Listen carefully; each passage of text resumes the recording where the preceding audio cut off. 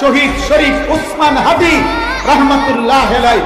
এই যুবক ইমানদার ছিল, এই যুবক 5 ওয়াক্ত নামাজ পড়তো, এই যুবক ফজরের নামাজ পড়তো, এই যুবক হাফেজে কোরআন ছিল, এই যুবকের বাবা আলেম ছিল, এই যুবকের মা পর্দানশীল, তার স্ত্রী পর্দানশীল, তার বড় ভাই আলেম, সে মাদ্রাসার ছাত্র, আল্লাহর কোরআন পড়তো, রাসূলের হাদিস পড়তো, বিশুদ্ধ বাক্যে মুনাজাত করতে পারত, প্রতিদিন ফজরের নামাজ পড়তো, আল্লাহকে পূর্ণ ঈমান রাখছে, কলিজার মধ্যে দেশ প্রেম ছিল, মাতৃভূমির আজাদি, 1 ইঞ্চি মাটির স্বাধীনতা, সার্বভৌমত্ব, ভারতীয় আধিপত্যবাদের মোকাবেলায় প্রায় 200 কোটির কাছাকাছি ভারতীয় বেঈমানের মোকাবেলায় ইমানদার যুবক একাই কথা বলেছিল।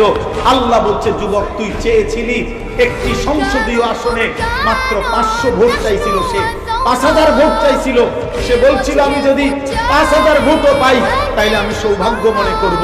আল্লাহ বলেন, তোর ঈমানের বদলায়, তোর ফজরের সেজদার বদলায়, আমার আল্লাহর গোলামির বদলায় আমি আল্লাহ 18 কোটি মানুষের ভালোবাসা চোখের পানি পর্যন্ত দিয়ে দিলাম। এটা বাঁচলে এমন বাঁচা বাঁচ, মরলে এমন মরা।